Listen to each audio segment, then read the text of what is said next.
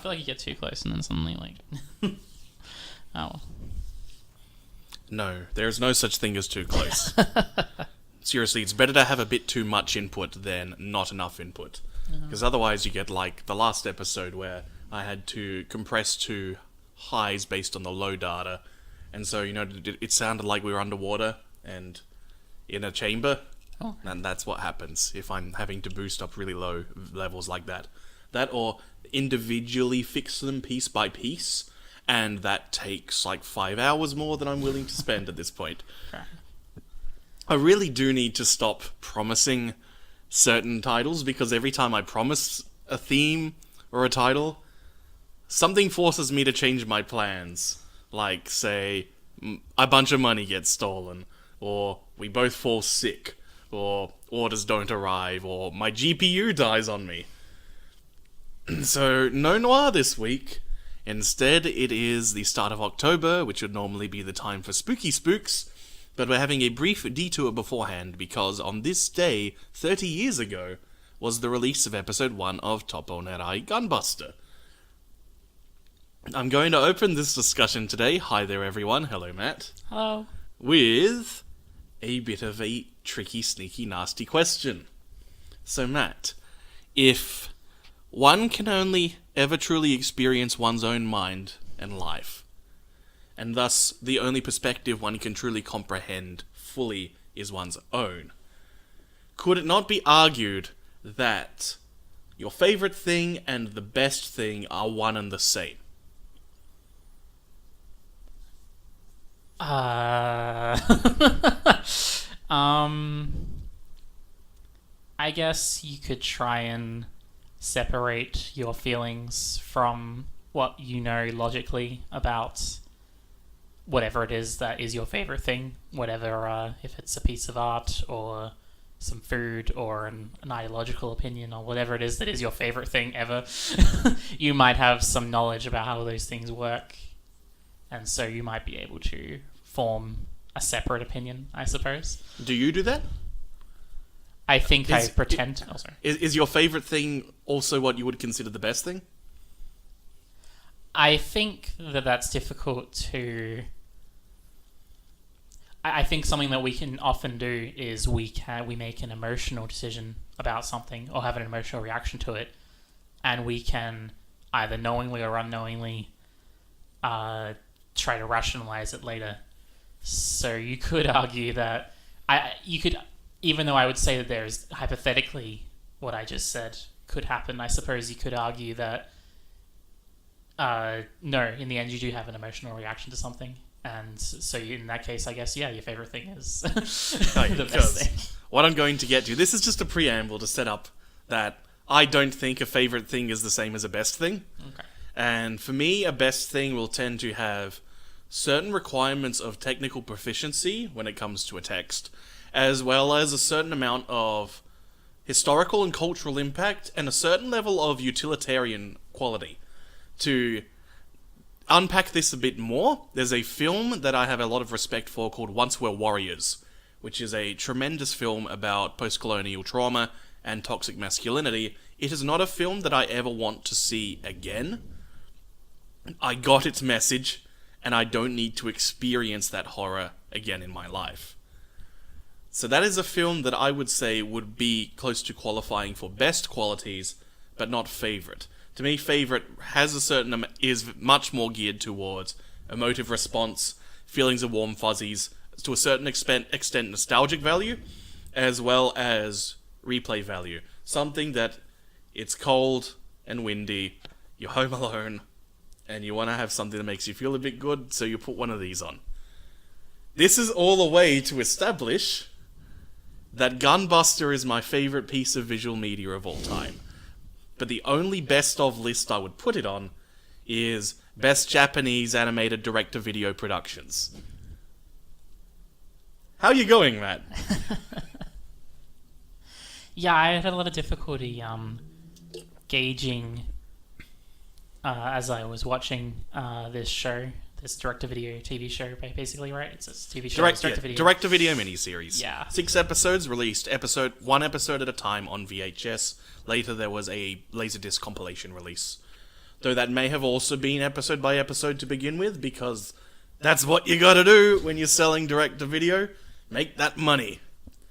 Yeah, I was having some difficulty gauging what the reaction was to my reaction, because I wasn't sure if it was a situation where you're just wanting to wait for your thoughts for the podcast as we're doing now, or whether I was actually generally making you angry by the fact that I was not enjoying it. And so now I'm hearing that it is your favorite, so maybe it's somewhere in there. Yeah, that's what I'm thinking from what you were saying there. Gunbuster's a ride, and that's part of the point of putting you through this in person, is you get to go on a journey. Usually I just show people Gunbuster, but since we're doing a podcasty type thing, I thought I would go that little step further, in fact, and actually give you a bit of the context of influences that led to the early stages of this thing's production. So, in 1973, there was an animated series based on a comic called Aim for the Ace. The comic was by Sumiko Yamamoto. It was, along with Rose of Versailles in 1972 by Ryoko Ikeda, one of the really definitive early works of comics and TV shows aimed at girls. Which leads to, unlike things like, say, this is around when Mazinger Z is airing, where every week Dr. Hell sends some robots to attack the Photon Power Lab near Mount Fuji, and Koji Kabuto and his robot goes and punches a bunch of robots. And there's much more this gung-ho, whereas right from the get-go you can see an Aim for the Ace. There is a certain level of grappling with sense of self-worth and anxiety that is very much a bog-standard stalwart part of female-oriented media, and doesn't really start entering the male-oriented media until Gunbuster. The other thing I guess I should mention here is, just talking about Aim for the Ace, it's comedy of manners as fuck. You've studied literary stuff, so have you done much on comedy of manners? No, I'm not quite sure what I can guess what the phrase means. No, it's a genre that was very popular around the time of Jane Austen, referring to melodrama which involves people saying the wrong thing in social circumstances. Pride and Prejudice was written as a deconstruction and an attempt to kill the genre for good, which kind of succeeded, because, like, Elizabeth Bennet in that book, she just riffs the fuck out of everyone in her life. And then, of course, the BBC version then adds a bit more earnestness by having Colin Firth as Mr. Darcy, and he is more as fuck. I'm saying a lot of fuck at the moment. I think that says something about the emotional impact of this week. And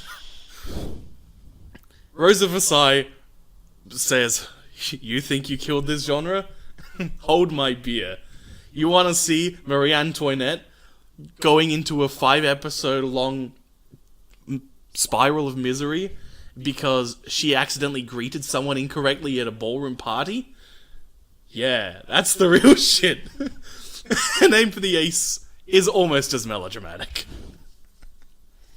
Yeah, it's like wonderfully cheesy, and just like the constant camera cuts and zoom-ins and just character reactions to very trivial, mundane things is that's what you live for in that era. That's the real good shit. I don't know if that's what people were watching it back. Was it made for that, or is it just our reaction to it now? Oh, no. So, like, yeah, I guess, because this is probably the earliest you've seen of TV anime. And it would be easy to think. But, like, if you go a bit earlier and you look at things like early Astro Boy, or say, Gegege no Kitaro, those actually have a much more conventional structuring and blocking of scenes. It's like, this is something new, this is something bold, and this is something that is very outrageously with its tongue in its cheek. Yeah, I wouldn't say I wouldn't I wouldn't try to seek out more of it, but it was somewhat funny throughout the whole thing, and it didn't waste my time. Yes, you were smiling, not frowning. Yeah. That's what matters. So you got to see a thing that happened and ran for 7 years in comic form. Then after that, we watched a thing. The opening to the 4th Daikon Sci-Fi Convention from 1983. This was produced by about 12 people, or about 4 or 5 from memory. Maybe 7. someone's going to get mad in the comments on this one, maybe. You don't know your early Daikon history, Pitchy. You're a fraud. Oh god, please don't kill me. Anyway, the key creative people involved were Hiroyuki Yamaga, Takumi Akai, and Hideaki Anno. And there were a bunch of animators and a bunch of fucking nerds. And they made this 7-minute long feature for the third Daikon convention, which was this little girl beating up every single icon in pop culture in that period. They then followed this up in 1983, where having sold a bunch of cheap VHS reprints of it, they were able to then get enough money to get a few more people on board and get some better materials, and once again in their garage in 1983, made the Daikon 4 opening, which is really neat. It maintains a stable 24 frames per second, which, for animation made by 12 people in any time period in history, is fucking amazing. And it's this joyous celebration of the things at the time. It plays Twilight by Electric Light Orchestra, which had you laughing right from the get-go at, why is this computer voice saying pretentious words about outside the boundaries of your mind? I was really unsure where I was going at that point. I was like, oh, okay. But I was a bit worried for a few seconds. Yes. And the success of this allowed the crew to get a few more people and get in touch with some business people and form a production studio called Studio Gainax. From here, they then met some people who knew some people and wound up getting into talks with Bandai, who were quite successful at making money off Gundam at this time. And they convinced them, since it's the 80s, hey man, throw us a bunch of money and we're going to make a movie. And they sold it on, this is going to be a real bold new movie that'll draw in lots of people because it's a creative sci-fi film. But the internal attitude they had while making this film, which would become known as Royal Space Force: The Wings of Honeyamais, is we're young and we're at the starts of our careers, so if we make a movie that's really out there and memorable, no matter where we go in our lives, we will be able to say, this is a thing we made, this is a thing we can do. It was, even if our studio crashes and burns after this, we have something on our resumes that we have convinced Bandai to fund. And so they made this film, which is about a world similar to Earth, but isn't specifically Earth, experiencing Cold War space program development. And there is some interesting stuff. We'll do that movie one day, because it's interesting. And yeah, one of the other quotes around that time in development was, we can make Nausicaa shit when we're older. When we're all old, we can be like Hayao Miyazaki. But we're not that yet, so whatever. A year later, Hideaki Anno would work for Hayao Miyazaki on Nausicaa. And so that comes out, and it did middling performance, which is why they then had to scale down a bit, do some tweening work for other studios to get a bit more money, and then they started to make Gunbuster in 1988. But before we get on to Gunbuster in full, I have a list here in front of me, Matt. Okay. It is, as far as I can recall, every reference in Daikon 4's intro sequence. It's a very long list. I can see it from there. So it begins with the Daikon girl, as she is generally known, dressed like a Playboy bunny, because topical things, I guess. She then engages in martial arts with a bunch of Zeonic mobile suits from Mobile Suit Gundam. Did you recognize them? No. No, yeah. So there was Charles Zaku, there was a Zagok, there's a bunch of stuff. Well, I didn't work out it was references until probably the Star Wars part. Yeah, yeah. So after that is a bunch of monsters from the TV franchise Ultraman, followed by a bunch of monsters from the Toho film franchise. So that's Godzilla, Mothra, and so on. And there's actually, you've probably seen it not just in Godzilla, but Toho is still one of the major publishers in Japan for film. So a lot of times, like, you saw your name, I'm pretty sure that opens with the Toho Company logo as well. So that's just sitting in the background while she's beating up the kaiju. Then it cuts to her in a lightsaber duel with Darth Vader, followed by getting squashed by Dynorobo, which was that year's Super Sentai series, aka Power Rangers. After throwing Dynorobo single-handedly, Stormbringer from Michael Moorcock's novels appears, and she starts surfing through the sky on it. I didn't even realize that. I knew she was surfing. I didn't realize she was surfing on the sword until a little bit later. I was like, oh, okay, that's even extra insane. So after a bit of time surfing around in Stormbringer, you then cut to a bunch of yokai, one of which is Yoda cosplaying as a yokai. And then she continues surfing on the sword while several copies of Ultraman's jet, the Ultra One, fly around her. This is then followed by a VF-1 Valkyrie unit from Macross, with its head replaced with the sheath for the Gundam's beam saber.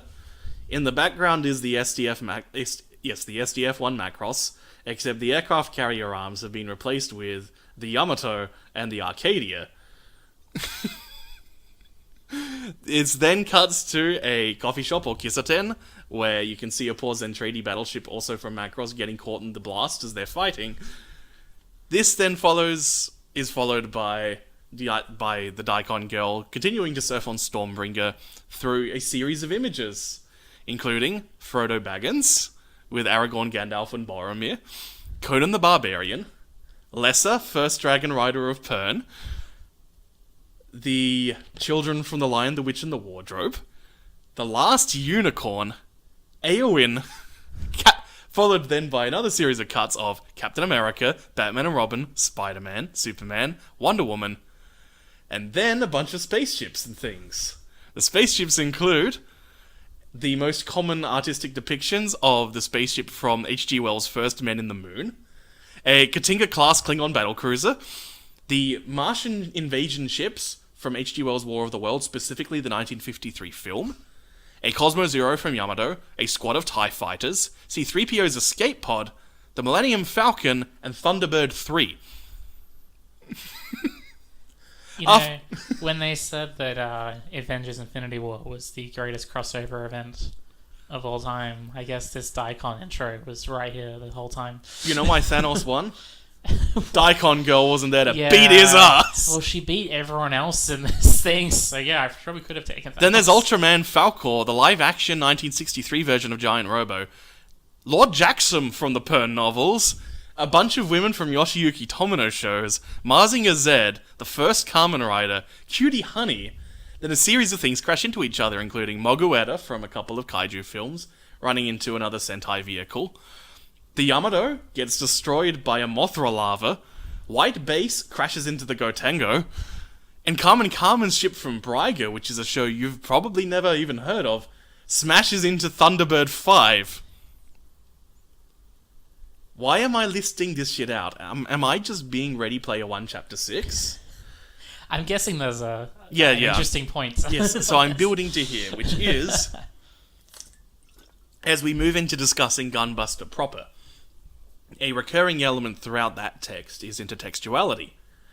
And the difference between Daikon and Ready Player One is that it's the opening to a convention. It is about an event celebrating these things, rather than just listing them to make yourself strong and win all the money forever.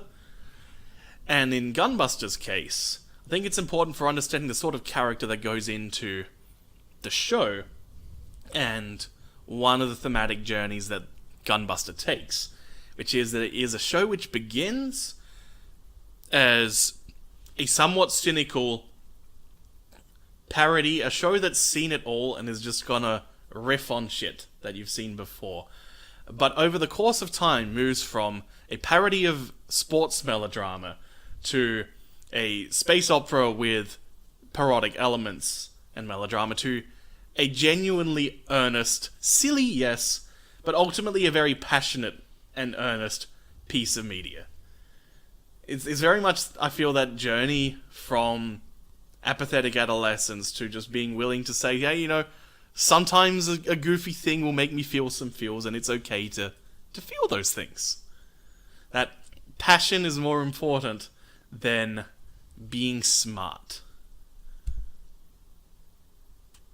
Okay.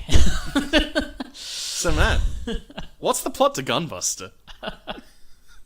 What are the events? Yeah, okay. Well, the plot to Gunbuster, pretty simply, is a girl wants to get into the Space Academy. Basically wants to be a pilot in the big human space fleet who are trying to defend against alien space monsters. Yeah, space monsters is the phrasing used. Uchu Kaiju, literally space monster. Yeah. This was later retconned in some other Gainax materials to STMC. This particularly pops up in Super Robot Wars games. STMC means Space Terrible Monster Crowd. Well, they're called space monsters in this. And basically she's at an academy for it, and despite being very young and not very good, she is selected. And because she's the coach there, or the commander, I don't know kind of what his rank is at all times, but he's kind of the guy in charge. He brings her along, he says that she has potential, so he wants her for his Gunbuster program. Eventually she gets into a fleet. There are a few fights as she learns how to be a pilot. And as she grows and learns about herself and to be more mature and to be a good pilot and be a good person, she eventually saves the world multiple times by using a giant gravity bomb to stop the aliens. Mm-hmm. There's obviously a lot more to it, but I think that's the basic gist of it. Yep. Yeah, unless there's something you want to add to that if I've forgotten something. Yeah, so I guess we should begin with, that first episode where she's in school training to be a space pilot is where it's at its most obviously riffing on Aim for the Ace. That show opened with a monologue, the protagonist making a monologue about herself and her aspirations. This opens with a monologue about herself and her aspirations, then cuts to establishing all the skilled athletes and competitors in their sports or space piloting, which means that while Aim for the Ace opens with some women practicing their swings for tennis, Aim for the Top opens with a bunch of robots doing push-ups and sit-ups and acrobatic practice. It's so ludicrous. Like, it sets up a certain tone which is eventually messed with, but just as we're starting just with the first episode, like, it sets up a tone of just complete absurdity. Like, you cannot take the show serious at that point. And I guess we might argue about this to me. Like, you're not supposed to take it at that point. Yeah, like, it's like the idea that that the mechs are so like, you think they'd be very expensive pieces of equipment, but apparently everyone's just in them, and gotta learn to pilot them somehow. Yeah, and like the idea that why would you want, I can understand training with them, but like, why would you need to train? Like, if you're trying to make them fit, as in like the people inside of them, why wouldn't you just do push-ups outside the mech? And if you want to train to do motions with the mech, why are you doing push-ups? Like, it's so absurd. But you see, man, this is why Noriko is the special, because she is doing those things. Now, this does lead me to just a side note in the future whenever we're discussing visual media involving piloted robots, as a comment on the semiotics of robots, because something that is neat about piloted robots is you're taking the human form and you're recontextualizing it. You are taking the human, because if you got, say, a tank, there's a human piloting it, but it's just this box. Whereas in this case, you are taking a human and you're turning them, if we go super pretentious here, man is crafted in the image of God, or man is its own entity. But you're taking man and throwing it into a man-made object, man made in the image of man. And so then the question becomes, well, now that you've remodeled man, what is the context that you have molded man into? And this is where, like, war stories, they like, gain something, I think, from using robots, in the sense of you're recontextualizing the image of man to be an entity that exists purely to kill things. Whereas in this case, it's more a case of you're essentially scale. I think scale is the best way to understand why there is the robot image. Beyond, this is made by some nerds who think robots are cool. There's this recurring theme of expanding scale.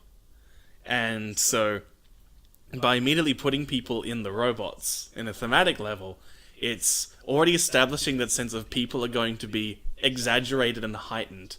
There'll be an extra level of melodrama. Well, that's probably the best way to look at it. Yes, thank you, Matt. Or is that your favorite way of... No, I just, like, in just terms of like the first bit of the episode, it's funny that they're almost like a sign of social status. Yeah. The same way like in a different high school kind of show, you would get like the popular kids, and that'd be shown by like I don't know, like how Or a they group look. of the elite group of tennis players. Yeah, and they would probably usually it's looks like there'd be like a glassy a glamour to them. Mm-hmm. In this case, they are literally bigger than you because not just because they're older, but because they're in mechs and you are not. And I think that's really neat. Yeah, While also being utterly absurd. yeah. It's funny that you talk about it being a parody because I didn't quite get that at the time because Yeah, you were complaining about it playing things straight and being cliche, and it's like that's the point. yeah, That's the joke. well it's because like You take this formula, which kind of works, and you throw it in something like a sci-fi situation, and it just highlights how absurd the formula was to begin with. yeah, I guess the difference. I don't know. Like, I guess if I could look back at it now, maybe I would change my mind. But I don't know. Like, Oh, we're gonna watch it again? no, I'm saying if I think about it more, I'll change my mind. I guess it's just like if it was just trying like because I don't think that Gunbuster's primary aim is to riff on good manners genre. I don't think that's its primary aim. No. Yeah. So I would say that the cumulative effect and the ongoing effect that this opening episode has on the whole on the series as a whole, like you could say that yes, it parodies this really well, but especially when it tries to do later on, It impacted your willingness to go along for the ride? yeah, like it. And this is one I was thinking this was going to come up. And while we were watching it, I think something which happens when you watch this in 2018 is you don't have a month plus in between episodes. And so if you've seen this thing and you've had a smile, and then you've talked about it with people and thought about and done other things, and then gone back to it, and it's, oh hey, it's these people, and there are things that can impact your attachment and increase your attachment just by having those moments of separation. I talked last week in a quick vlog, which I've delisted because I hate it, on the My Hero Academia movie, where I was remarking it. on how... Oh, thank you. I didn't know you unlisted it though. That's a shame. Because... And I was talking there about how you want to time a Shonen Jump tie-in movie about 3 months after the TV show has finished airing for that year. So that way there's just enough time for people to really want to see those characters again, that they're not going to care that the plot is super simple, because they're just happy to see their gang back. And I think that Gunbuster watched that way probably is going to be more capable of bringing you along for the ride in the way that watching it all in one go, if you don't know what's coming, would do that first time. Yeah, I mean, obviously I can't say that because obviously I didn't do that. Yeah, that's So not it's your like, experience, and yeah. your experience is valid. Yeah, I see what you're saying though. I mean, I guess in that way you're taking them just one at a time, and like each new episode's a different take on something different. Because like, Format matters. yeah, like as the whole show is not about parodying good manners genre, it. What am I trying to say here? Like it. Sorry. No, I think we've just kind of covered this as like it hurt your willingness to go along with, as it's increased its seriousness in tone. Yeah, and yeah, sure. The parody is a thing, because really, I think there is a specific point in episode 2 where it ceases to be parody. And that is the bath scene. Is the point where it switches from parody into more general sci-fi absurdist comedy for a bit, before making that complete transition into melodramatic space opera. And that is because the first episode, so yeah, the coach has chosen Noriko. The girls start to bully her because they think she's getting special treatment. She's sad. Coach says, no, you gotta work hard. Just like the girl that you idolize. You gotta run in iron sandals and do some Rocky training montages. And then it's like, you've seen these beats a million times before. In a normal TV show, you'd be getting 6 to 10 episodes of this, but it's direct-to-video and it's a parody, so it's like, you've got the base signifiers, that's all you need. Likewise, the second episode begins with, well, you gotta have a rival to fight now. You've beaten the first one. Who's the next rival? Oh, look, there's a Soviet Union representative. As soon as her and Noriko's senior Amano, Taki Amano? No. Kahama?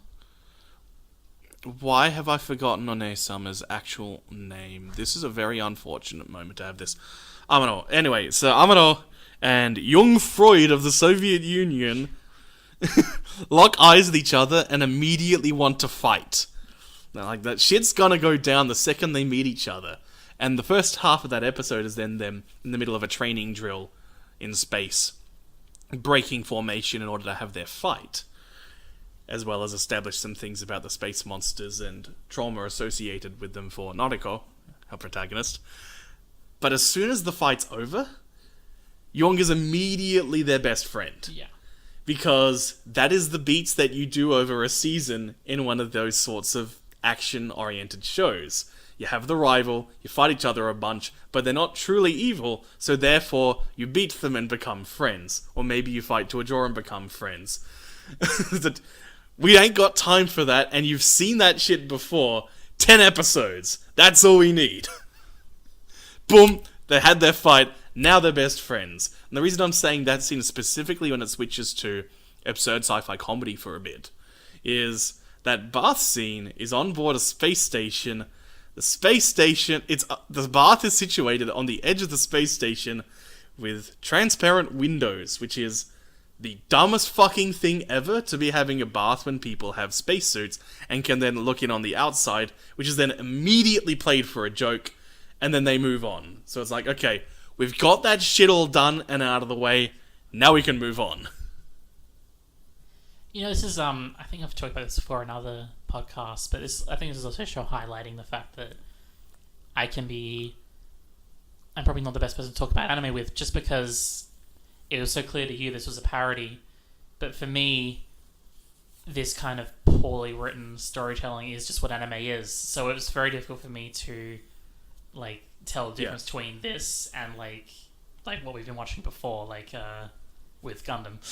Like the idea of stories and arcs that take ludicrously short amounts of time to do. Like when we were watching, it was before Gundam, the wing, Gazi's wing. Like when she had like a whole arc in one scene. It's like, oh, I was jealous and then I'm not jealous. Like so for me, anime can just do that, and it doesn't. Yes. And that can be played straight. So it can be very difficult for me to work out when something is, oh, this is them joking. It's like, well, I've seen people just do that. So yes. see, man, now you're walking into a trap. Oh no! You're walking into the let's watch Naruto trap. Oh god! Let's watch all of One Piece. Let's watch all of Monster. Let's do that anyway. Monster's great. Sorry, what does Naruto and One Piece have to do with? Oh, there are a million fucking episodes. Oh right, okay. You want some slow burns, boy? Right, okay. It's also that thing of like this transition. I guess that's what we're going to start talking about pretty soon. This transition from parody to... Yeah, we're building there. Yeah, but I guess if you want to keep going before we get to that. No, that was my main comments, because then after that bath scene, it's done its joke about an absurd sci-fi setup, and then it starts moving into introducing and discussing the impact of Einstein's special theory of relativity in the flow of time, which becomes one of its key methods of producing melodrama. Which is how the second episode then starts to bring in some more genuinely serious and genuine attempts at pathos, which will then be expanded on over the next couple of episodes before the show's complete transformation. Yeah, and so this is where I feel like, to me, the first couple of episodes work against the show as a whole, because by then, to me, the show is, I didn't think a parody. I just thought it was. You thought it was dumb schlock. Yeah, I thought it was bad. But either way, if you think it's comedy or you think it's bad, I feel like it kind of comes to the same conclusion where you're not invested in these characters. And I've said this before, so I might be repeating myself, not in this podcast, but in previous ones. Where I'm such a big believer in the cumulative effect of episodes before another episode. So you can't judge an episode in a vacuum, because how you feel about it and how good it is at whatever it's trying to do will be strongly affected by what has come before. And so I guess like the question here is, can you do a parody that transitions into something soulful and meaningful, especially when that parody, like as I said, as I was trying to say before, like nothing that is. It didn't feel subversive enough for you, I guess. Oh yeah, that as well. But just like this, like this story of like this girl trying to learn how to be a pilot, trying to save humanity, and like all those things she's trying to do. That has nothing to do with good manners genre. Nothing. Zero. So the fact that you've effectively parodied, even if you did it really well, and I guess they did, like you really... Well, you were laughing. I was laughing, I guess. I was laughing more at Tennis Ace, though. Aim for the Ace. For the Ace. Like, it doesn't matter how well you do that parody of good manners genre, but because, like, that has nothing to do with what's coming. It'd be like it... I just don't see what they have to do with each other. It'd be like, what if an episode of Farscape had, like, fighting helium in a pilot? To be fair... There's a can of worms. Well, to be fair, like, that's... You could... Obviously, Farscape is a podcast episode all of itself, but, like, Farscape is a show that never should have worked, but it did. So there's, like... That's... Yeah. Both are productions that are born from a bunch of nerds kind of throwing stuff at a wall based on weird ideas they got bouncing around, and then over time working out what they're actually really doing. Sure. And I think there is a bit of that going on with Gunbuster as well, where the sorts, especially because I mentioned intertextuality before, and Aim for the Ace is the obvious one. There's also a bunch of Yamato references with things like the Luxion, the battleship that Noriko's father worked on, is straight up the Soyokaze from Yamato. I guess I should clarify for future, because I know what space battleship Yamato is, but I don't think you really do. It's a 1972 television show by Leiji Matsumoto, where Earth has been nuked by space Nazis, but some other aliens contact Earth saying, hey, we've sent you the schematics for a warp drive. If you can get to our planet before your Earth is dead from all the radiation, which is about a year's time, we reckon, then we can give you a device that'll help fix things. And the nearest thing that Earth has found to attach this warp drive to is the hull of the Yamato, Japan's largest battleship from the Second World War. And so they refurbish it for space and go on a quest to kill the space Nazis and save Earth. It's a classic. There's like a lot of things I want to say to that, but that's not the point there. But yeah, thank you for explaining to me what Battleship Yamato is. Yeah, so what you were saying. So yeah, so there's that. The first 4 episodes all came with an extra post-episode special, a science lesson, where super deformed versions of the cast explain things about the diegetic science, how the world of Gunbuster functions. And the first one is doubling as, hey, we're establishing that there's these wacky warp drives and isotopes of ice which are used to cause gravitational degeneracy and produce artificial black holes. And it's essentially all a setup to saying, we have produced the light glimmering across the Tannhäuser Gate. It's using fake science to justify saying, we like Blade Runner. It's fun. It's funny. Like, it's like... I guess. And yeah, so what I was going with that is then one of the final scenes of the show, which is Noriko visually and figuratively ripping out her heart to save humanity, is also a nod to the climax of Getter Robo, a 1970s action comic and TV show.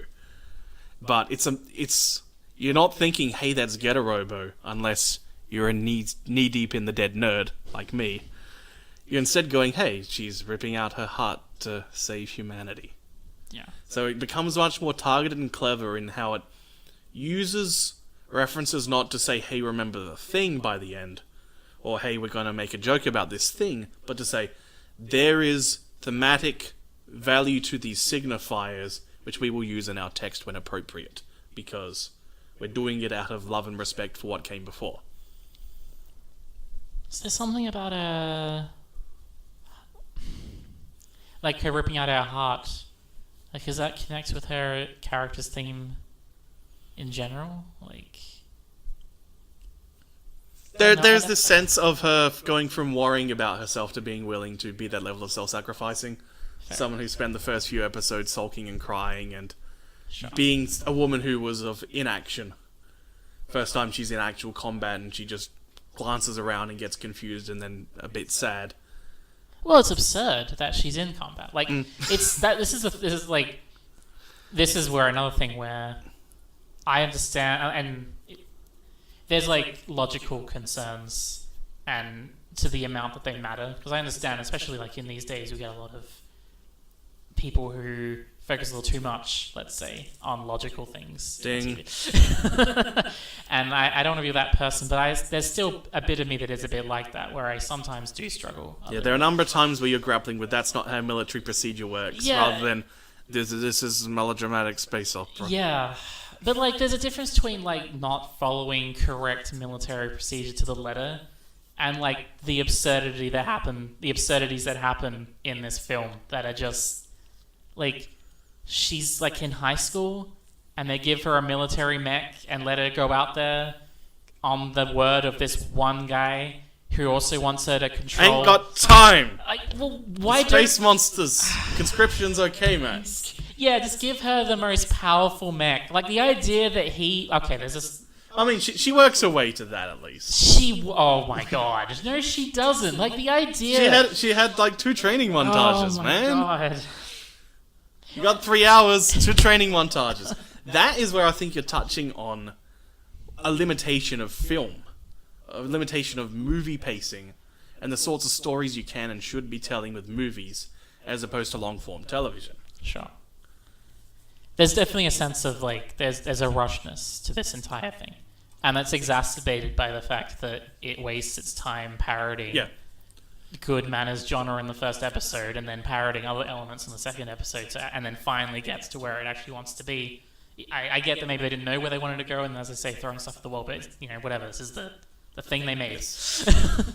And I just don't think it works. Like, even when it's trying... When we're saying essentially that it stops being, or at least tries to stop being the parody around episode 2 and then starts moving forward. Well, that's the first steps. Yeah, I would say that it completes the transformation by episode 4 ending with the opening theme playing and the classic season finale climax, happy feelings moment. And then episode 5 is when it's then immediate, like that's the final moment of it casting away its anime shell to try and just be a general sci-fi piece. Yeah. In episodes 5 and 6. I have some other comments on them for later. Sure. Okay, but yeah, like the point you're getting to is that if it knew it wanted to do that, it could have just been that the whole 6 episodes and been a better text for it. Yeah. And I agree, but this is what happens when you got young, experienced creators at the start of their career making a weird thing that wound up better than it had any right to be. Yeah, like that's... It can be interesting to... Like, I get the product, not the context, at least as I'm watching it. So, like, it's interesting, like, do I judge it on, like, the context of everything else around it, or do I just say how I feel about the thing that I watched? Like in the end, does it matter to me? But this is how, like, discussing things can change the way that Yeah. you feel in the long term about a thing. And that doesn't fault your initial base reaction. And this is where the value of talking and disseminating things lies in, rather than, yes, saw that thing, it rules or it sucks, which is what Ready Player One Chapter 6 does. I'm throwing a lot of shade on Ready Player One. Thanks, Leon Thomas, for making me think about that thing again. I guess to move away from that very, very quickly, I don't talk about Ready Player One either. Because even when it's trying to be serious, I feel like it still rushes itself. For instance, probably when at least to me, when it starts, and I think I'm similar to you in thinking when it starts to make that journey from that transition, rather from parody to seriousness, is when she meets this character named Smith. Oh, Smithu! Smith Torrin. Let me tell you about Smith Torrin. Or rather, let me tell you about Torrin Smith. Torrin Smith was an employee of Dark Horse Publishing, who was instrumental in getting the translation of manga going in America in the 80s. In particular, he made a really strong push for this little comic called Ghost in the Shell, saying, we've got to do this. And when Dark Horse finally gave him the okay, he hired a woman who did a tremendous job on the translation. This was an era where the assumption was just black and white comics will not sell. So she colorized it, removed a large chunk of the onomatopoeia to have these cleaner looking panels that seemed more appropriate for a Watchmen audience. And he proved that he was right.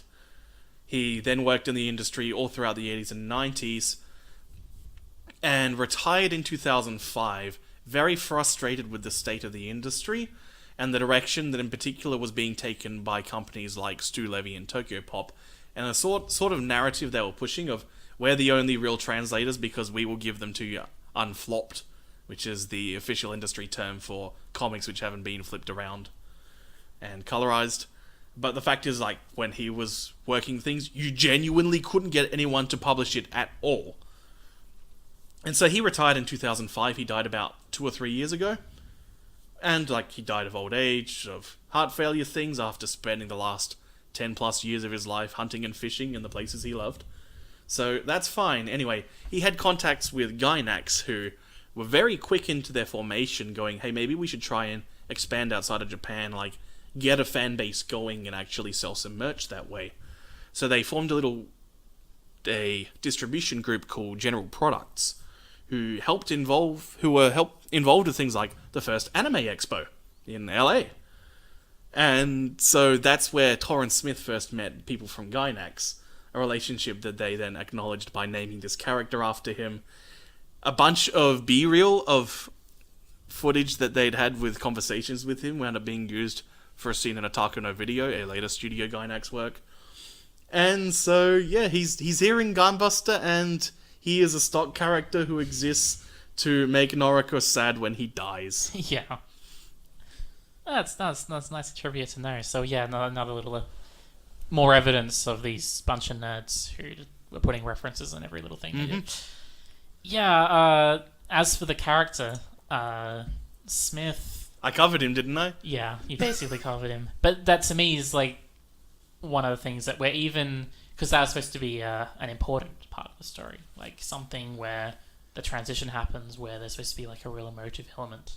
Where you're not supposed to be laughing at this, you're supposed to be very sad at this. Like, you're sad at the fact that he died, you're sad at the fact that the main character is disappointed, and the whole ship just feels very flat when Smith is killed. But we knew him for about 30, 40 seconds, like...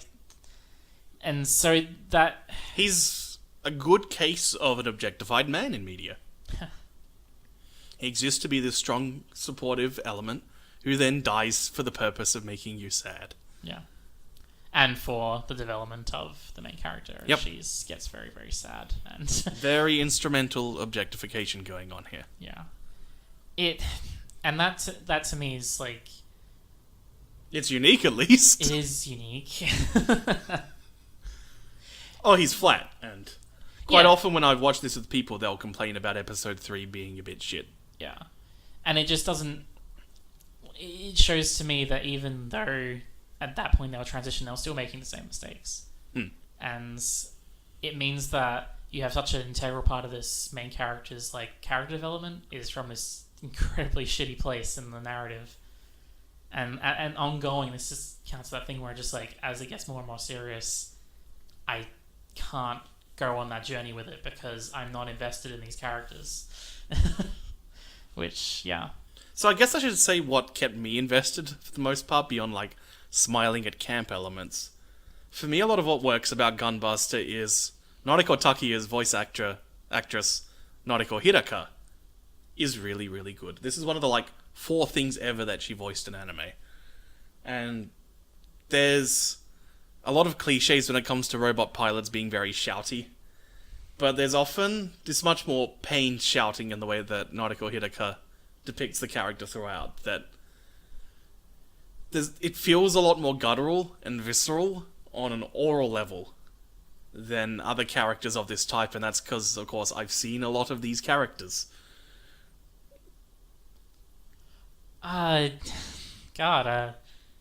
This is one of the few times where, because I also had a note about the voice acting. You said you didn't like it, I presume? I hated it so much. What I actually wrote down was just that it can be such a pain to hear these characters talk. Like it's like a physical pain I get from listening to these. It's not just her. It was kind of, this is once again that cumulative effect of like so much anime where it's just like. Oh, that's why you are my friend Matt who hates anime. It's just to hear these people talk is just shouting, and the dialogue is often just so terrible, so very, very terrible. I can only.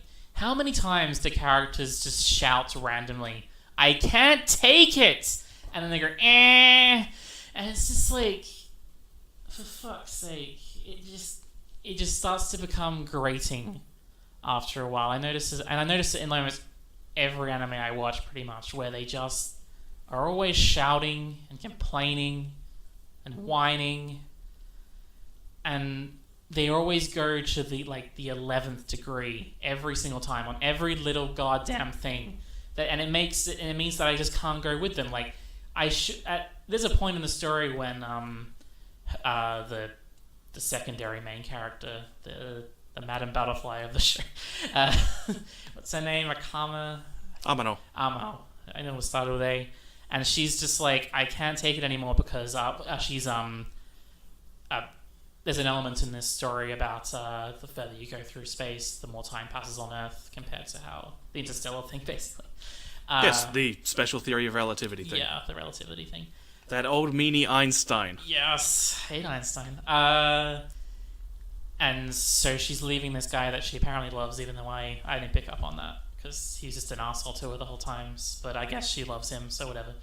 They also, to me, just they're on such different levels of power and maturity that that didn't work for me at all. But either way, and it comes out of nowhere to me, this love story, and then in the middle of this battle, the final battle to save humanity, she literally stops the ship that she's piloting, this massive ship that's trying to stop the space aliens from the space monsters from destroying Earth and humanity.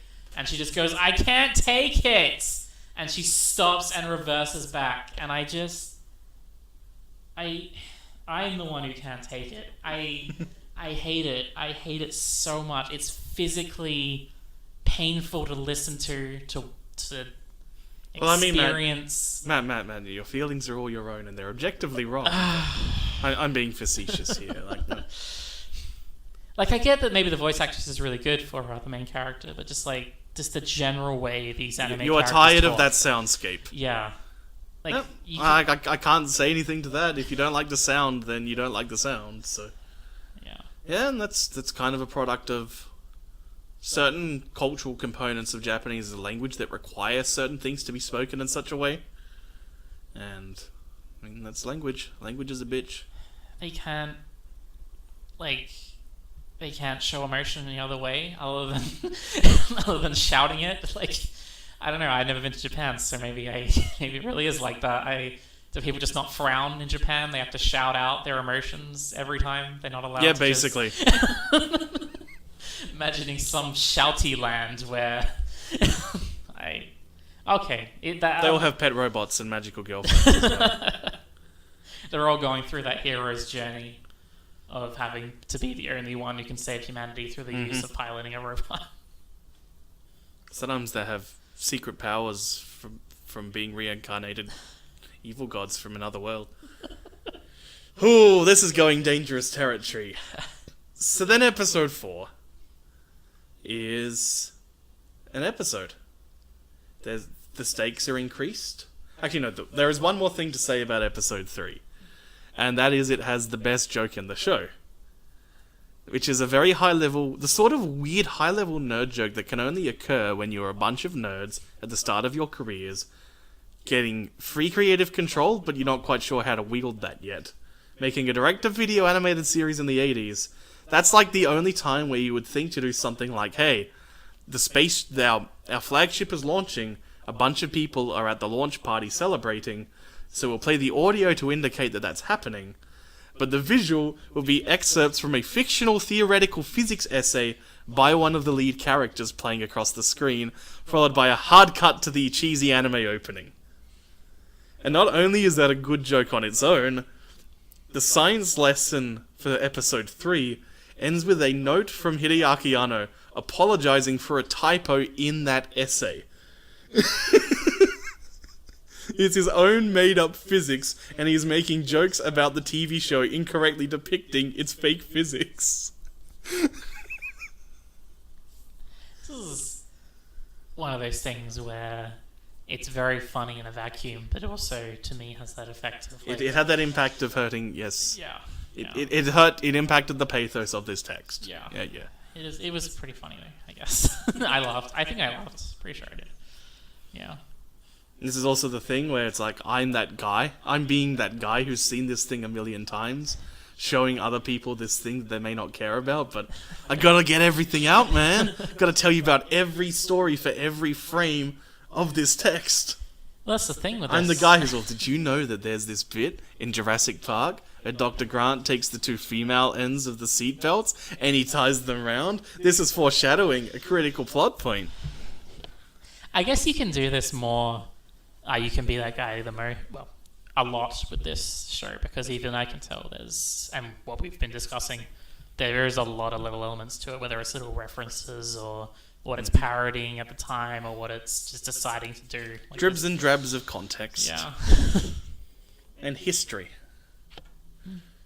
So episode 4. Noriko is sad.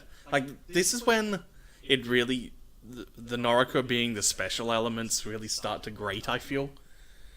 Where it's just like, there are people who actually succeeded in combat. Why aren't you giving a super secret weapon to them? And it's, well, because she believes. This is something where a better written text that had a better set of arc and was consistent with its tone the whole way through would have been able to actually establish certain things about Noriko's perspective that would allow her to be the one who's most appropriate. Because I guess we could say she's got heart, therefore she'd be the most responsible with this killer super weapon. But the show doesn't frame it that way. She gets to do it because she's the special. She doesn't frame it at all, really. Mm-hmm. Like, there's no reason. No one ever says that she even pilots it that well. Like, it just seems like you can say she does really well with it, but it's like ridiculously overpowered compared to anything else. Yeah, like, I that feel like also any doesn't monkey help. could like control it. Like, it seems extremely powerful. There is this one scene in the episode which I guess reflects the idea that only people who have been able to understand and overcome the issues with themselves are the ones worthy of such power. It achieves this by having Coach, who's the one who keeps saying only Noriko can do it. Coach Oda, who's of course simultaneously a parody of the Coach from Aim for the Ace, as well as just Norio Wakamoto being Norio Wakamoto. And anyway, so the way that they convey this idea visually is that he's playing Go with himself. Fair enough. Which is also a bit of a signifier for cool, smart strategist in Asian media. Yeah, I have to admit, I didn't like him very much. He reminded me so much of just like... Especially because there's such a female focus on the main characters, but the puppet master is this guy who has no emotions and is like very manipulative to all the female characters. Like, he plays them off against each other, he doesn't explain himself, he slaps them when... But it's cool because, like, he had his sunglasses on, but when someone did something right, the glasses had a lens flare go swing off the edge. That's really cool. I probably am being a little unfair to him just because... He's not flat enough to warrant the hate. Yeah, I guess. I think. I think one of the things, and has like the show is not a fault of this at all, but I feel like I know the kind of person who would like this character. At least I know. Well, there's probably a lot of different people, but I know one particular type of demographic that would particularly like this cool guy, and he has the will to do what has to be done. The sort of gooby-goo who would say his will to power is what makes him the coolest. Yeah. And not, haha, this guy's like the flattest version of that archetype. Yeah. So yeah, he's okay. I just never cared for him that much. Even though I understood. So the voice actor is quite good, is what you guys are trying to... Oh, so Norio Wakamoto is a meme. Norio Wakamoto is like the Japanese equivalent of a James L. Jones. He's this guy who almost always pops up. This is the second time we've had Wakamoto pop up on this thing. Oh. And it's funny because the first time is one of his first roles as the very first Xeon soldier who opens fire inside 7 at the start of Gundam. That's Norio Wakamoto in one of his first roles. Before that, he was a SWAT officer who had a cool voice, so people told him to enter voice acting on the side, which then became his full-time profession. He is notorious for playing extremely smug, shouty men who think they're gods. That is his shtick. And when he's not doing that, he's playing comic relief characters, making fun of Norio Wakamoto villains who have god complexes. So this is a rare moment of him actually trying to be empathetic. And it's kind of flat, because he's Mr. Shouty Man. Well, he's definitely not very empathetic. I mean, he's generally just a nasty person. I think he lets Noriko hug him a couple of times, and that's, the extent of his empathy. It's more than he shows for Amane. It's true. He's not, because you were talking before about the idea that he found someone who was moral enough for the Gunbuster rather than someone who was that's me trying to construct arguments because the show doesn't. Yeah, he's and in that vein, he's no worse guy from the Captain America mythos, who was the one who was we should give it to this guy. We gave it to Chris Evans because he's a hot dude. Yeah, that's what he said. He said it's not about how strong you are. It's about how hot you are, Chris Evans. That's how it goes. But no, he's not... Why isn't that a thing that a Marvel movie's done yet, man? I feel like just go full on thirsty for a movie. I feel like comics in general would probably have something like that because they're just so insane. But yeah, we're talking about the 4th episode. I think that's what we were doing. Yeah, we're getting there. Yeah, it's this is just a one that can give some warm fuzzies because Noriko saves the day for the first time, and the opening theme plays, and she kind of gets over herself, so that way she can then help other people get over themselves in the 5th episode. And that's really all I have to say about episode 4. It's more just, okay, we're just going through some motions now that we're continuing to facilitate this tonal shift. Do you have any other particular comments on episode 4? Which one is what actually happens again? Smith is dead. Noriko does a lot of training to pilot the Gunbuster. Right. They come out. There's some further lore development of what the space monsters are. That was terrible. That was awful. You don't like space antibiotics? It could have been good. It's just that it ended there. Mm-hmm. I understand that in a lot of stories, sometimes you don't have to give very much information. You don't have to explain what they are. And I think it probably... You don't need to explain what the space monsters are, but the fact that they did that little bit with that random character that we never see again, it just seems very awkward and clumsy to me. And I was like, it's straight up a gag which Red Dwarf did one time. We're just in the middle of a conversation. Dave Lister just starts saying, what if humans are actually the disease on the planet, and other planets are all don't go near Earth. It's got humans on it. And River just says, so Lister, you're basically saying that you're a bloated pustule. It's it's that, but played straight. Yeah. And especially because, to me, I was still sort of in the parody frame of mind. That it just felt like such a strange, nihilist thing. Especially because, no one bought the scientist when he said that. He's just, says this thing where, he doesn't... Yeah, fair enough. Doesn't back it up with anything. He doesn't even back it up with science. He doesn't say why he thinks the space monsters act like antibodies. He just says, well, maybe... they're like antibodies because humans are a virus and they don't add anything to the universe. This is the science man. Mm-hmm. That should have been... And then the Admiral's just, yeah, sounds fair enough. You remarked in the final episode that this is the worst He's pretty cool bad. Ship captain you've ever seen, and I had to retort with second worst because you haven't seen the guy from Macross yet. But that guy's specifically a part of how that show views the military. Whereas in this case, this guy's just kind of... He's a stock character who exists to go, what? Impossible! Yeah. And he's also that kind of, goes to that thing I was talking about before, where just, everyone has to go to the 11th degree every time. Every little setback, I guess it's all over. He's the captain. He's a wrestling commentator. Yeah. And he serves as a mouthpiece for the narrator. It feels very lazy because it's he is a narrator without actually having a narrator.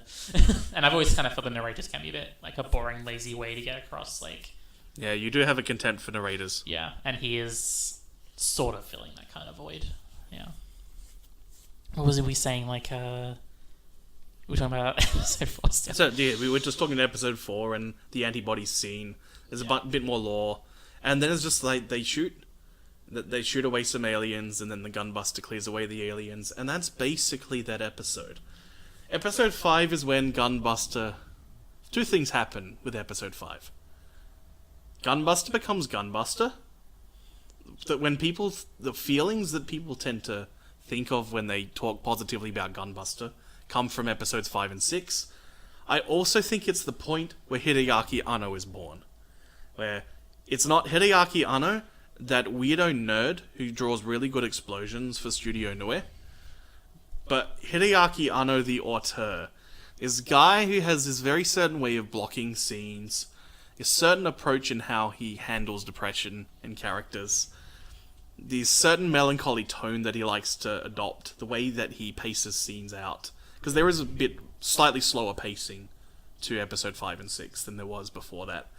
And the fetishistic labeling of every object and place and role, this is where it's born.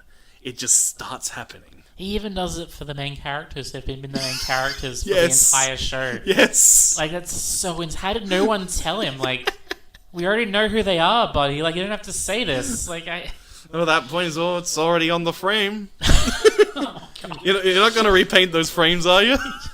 Snuck it on there. I'd love to hear... I like to think that he did that one night. Everyone's gone home and he just snuck in, rifled through everyone's cells, and just quickly painted on the labels. Well, I'd love to know why he thinks it's necessary. Like, what was his thoughts on this? Is it just a compulsion? Like, I don't know. Like, I'd love to hear what he'd say. It's just, I think he's initially doing it in this case to add a sense of immediacy and urgency, because it's quickly going, say, here is a location and here are the timestamps for the process of discovering, oh no, the aliens are coming. And so there is this sense of, okay, this is the time periods it is to work out and construct a response. And then, well, I'm doing this, so I might as well stick it on everything, show you every part of the puzzle, and that's clearly a dream which starts here, and is something that he continues to chase until finally truly achieving it with Shin Godzilla. Such a... That's... I remember Shin Godzilla. Here's where it's just born. like, wow. Yeah, he's one of the few Japanese anime directors that I probably can now, without being told beforehand. I'd be like, yep, that's Anno. Wait, were you thinking some of that while watching that episode? Oh yeah, when I saw As soon as the labels? As soon as the labels started happening, totally, yeah, definitely. Because I hadn't really talked about, oh yeah, this is like the Evangelion people show. But I guess it pops up because like you've seen enough of his work now. Yeah. That there is enough of an actual aesthetic to his oeuvre that you can identify it when it really starts to come to the forefront. Yeah, definitely. And yeah, we've already covered like the awkward bits of the melodrama where it goes a bit too far with Amano being, oh no, I can't do it. But at least then Noriko is now close to a complete person, so she just snaps her out of it. And then the music hits, and it turns out that Gunbuster was a combining robot this whole time as well. And you get this cool sequence where it uses all of its moves, including the double Buster Collider, the Buster Beam, the Buster Missile, the Buster Shield, which is a cape, and the Super Lightning Kick. 20 minutes now, just Adam listing every move that Gunbuster has. And of course, the homing laser. Your response to that wasn't, why the fuck is it a homing laser? But instead, can you please stop shouting your attack names? Which means you have internalized and accepted the reality of anime camp at some level. We will get you to a full-blown weirdo broken person like me one day, man. Also, the homing laser comes back in a later show by Anno, Nadia of the Blue Water, which is 20,000 Leagues Under the Sea, but the Nautilus can fly. And it gets homing lasers. So what's wrong with homing lasers? Nothing. Nothing? They're fucking awesome. Okay. They're lasers that home. I was just surprised you didn't call it out for that. I don't know, Darkseid has lasers and comics and are basically just as crazy as anime is. Darkseid's not as cool as Gunbuster. That's true. Gunbuster is probably cool. I liked it very quickly. I thought Gunbuster looked cool, like the actual thing.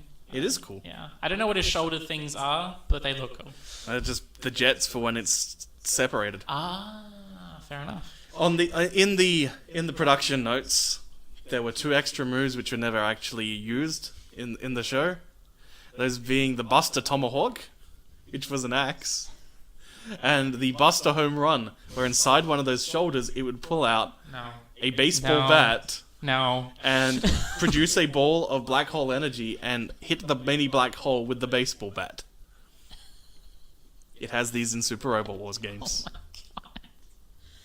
Well, this is where I'm a huge asshole again, where this is clearly a really fun moment where if you're a fan of this, or just a fan of mechs in general, you probably enjoy this. But to me, all I can think of instead of going, wow, that was really awesome and fun, is just like, to me, it's just another example of just like this crazy mishmash of tones that don't make any sense at all. Like, it's trying to be more serious, it's trying to be more down to earth, there's more melancholy.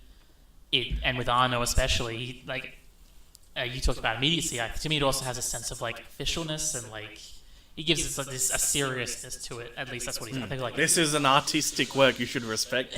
Oh well, no, more just like when you start labeling everything, it starts to feel like almost like a report or like a documentary, like something like gritty and serious. Yeah.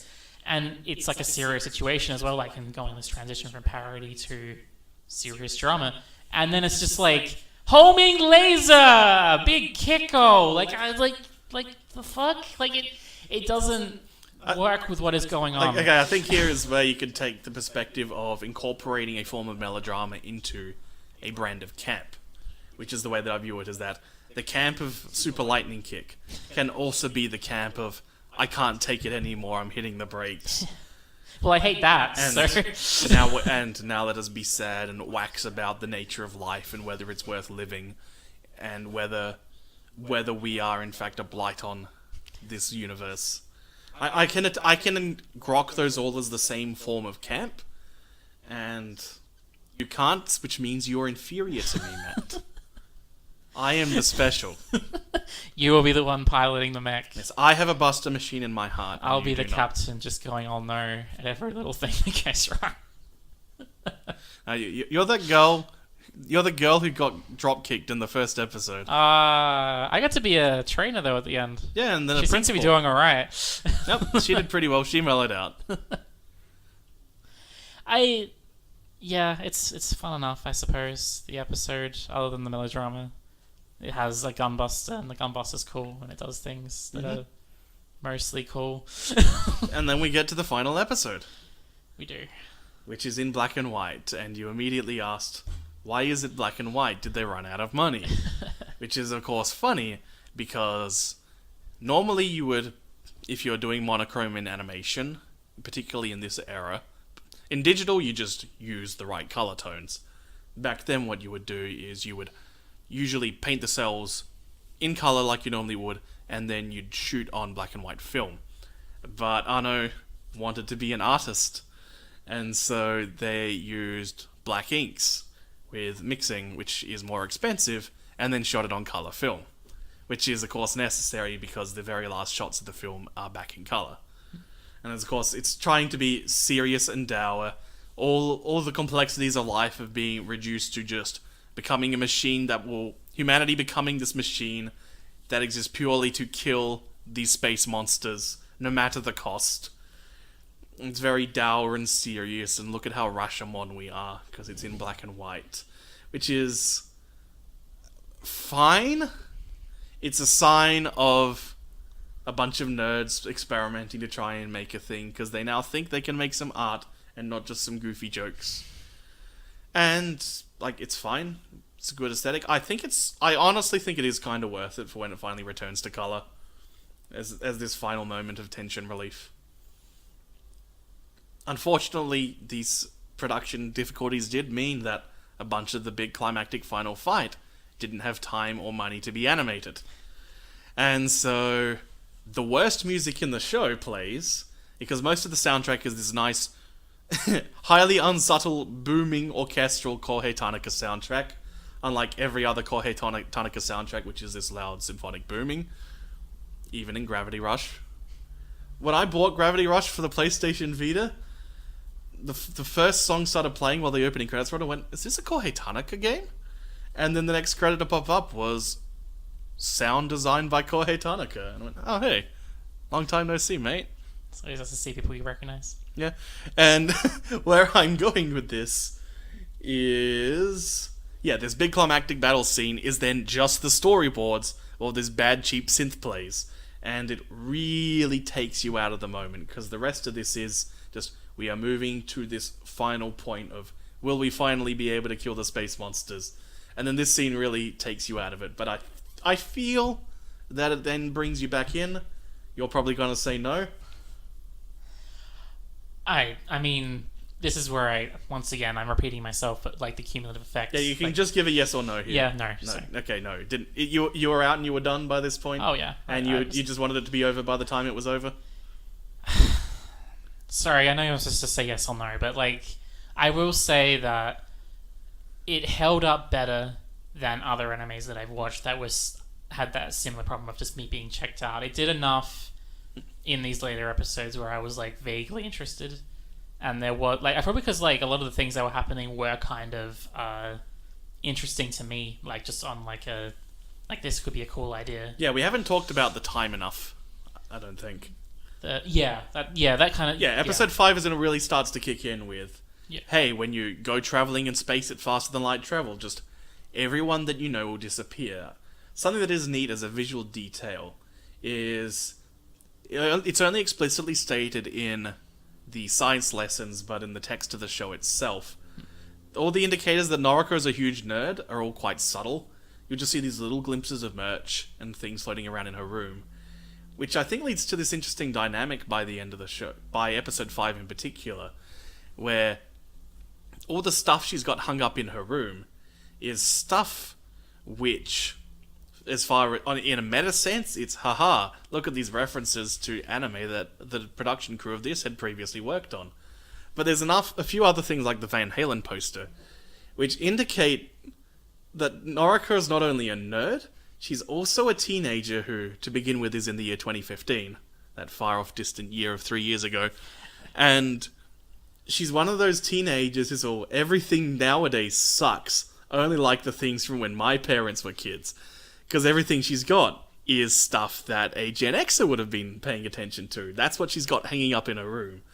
And then when you're looking at that again in episode 5, it's like, not only is this isn't just like some weird retro nerd chick she's got now, it's like, she may be the only person who recalls any of these things existing in the first place. And then by episode 6, it's, like, Noriko is a fucking relic. And it's only vaguely touched on, but it's like, that's the sort of neat idea that can get you back involved in, I think. Yeah.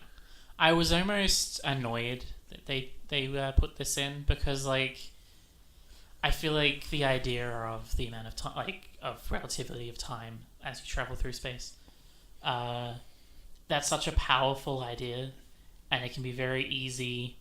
Like, I could imagine a very emotional scenario just up in my own head, like, immediately, just like the kind of things that can happen with that kind of situation. And obviously, we have a very mainstream movie that's mostly well liked with Interstellar, which has something very similar. And like, one of the best scenes in that film is when he watches his kids grow up on a video thing, where it's just like, it's such a powerful moment. Interstellar isn't even the most amazing film of all time, but that idea is so powerful that I think it works fine. And it's also in my top 3 films of all time. Ah. Well, it's one of my favorites. It's pretty good. I like, as a brief aside, since we're mentioning Interstellar, like, a secular made film in 2014, which is making an argument for unconditional love as a divine force, was a potent thing for me to be seeing in film. Yeah, and I quite like Interstellar, and I was almost annoyed at this idea being in Gunbuster, just because, like, this is too good of an idea. Fuckers don't deserve high-level sci-fi concepts. Yeah.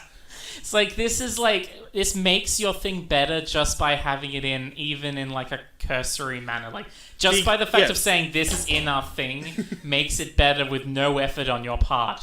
It's like, I don't know. Well, the thing is, like, this is where I think it's actual real artists at the start of their career when they're just working how they're doing things. Yeah. Rather than cynical hacks. Oh yeah. I didn't mean that. It's yeah. I mean, that's it being there is an indicator of since this is an early career thing, this is the signs of potential which some of these creators really started to build on. Yeah. From this point, and so I think it's worth respecting. Yeah, it's probably probably the best part of the entire show, just because it is such a powerful idea. Yeah. It's something so interesting and can be so emotional if you're invested in even a little bit in the characters. Yep. And really, I think that's where we can just kind of bring this thing close to a close, because that is the emotional beats which the text actually ends on. Is that sense of when, if you're outliving everyone and everything that you experience, will you be remembered? Is anything you did actually worth it? And so just having this sense of just a couple of days for us and everything we knew or care about is so far gone, so far dead. And getting that brief moment of acknowledgement that you exist and you existed. In this little welcome home, it is outrageously silly. But it's so goddamn earnest that I can't help but smile every time it appears. And that even as it's occurring, there is enough creativity on the artists to think, okay, they're going to remember to do the message, but they don't know how to spell it correctly. Because the final character, Nakairi Nasai, is the wrong way round. Color returns to the world. They existed. They exist now. Welcome home. I'm so angry. I'm so upset. I'm mad. That's amazing. The fact that what you described there is such a nice story with interesting themes and check out Pictures with Pitchy, the hot new YouTube show on FilmJoy. I'm just so upset. I'm really angry because I think it gives the show so much more credit than it deserves. It's just endings matter, man. It doesn't even the final moments of framing. It didn't earn any of it. And it did because it got that one moment. I really am that person who turns into the principal. Because I'm angry that the show Noriko is being given this preferential treatment and is just given everything because it's great, and I'm just angry that it hasn't earned any of it, and I'm just bitter, and yeah. The show super lightning kicks your heart at the very last second. Have you got anything else you'd like to talk about, Matt? We've been going. Would you like to know how long we've been going for, Matt? 82 minutes. That's very good for us, I think, yeah. For a single text. Yeah, I guess I would say if there was one thing I did like, we talked about the music, but it was just you. I liked the music. We said there was a bad song as well, but in general, I thought the soundtrack was quite good. I really liked the... Yeah, I don't think you've heard much Kohei Tanaka work, but he seems like the sort of composer you'd like. Yeah, I loved the, I'm just going to call it the combat theme, which is just really it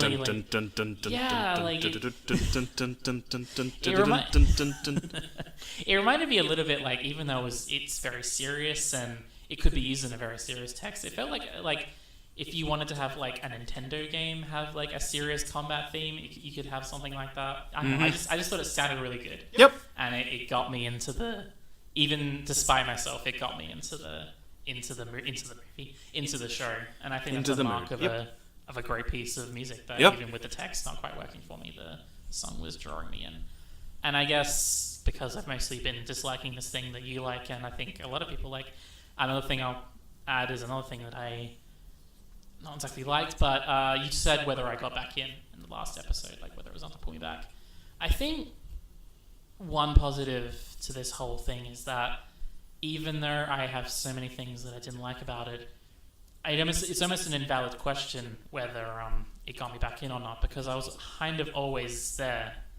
I think I kind of checked out a little bit during episode 2, but for the most part, I stuck with it. I was always engaged, and I was always watching. I wasn't just waiting for it to end. I was genuinely maybe not You're interested. willing to keep giving it that chance. My eyes were still staring at the screen, and my ears were still listening to the sounds. You are someone who will just completely check out if you don't like something. Yeah.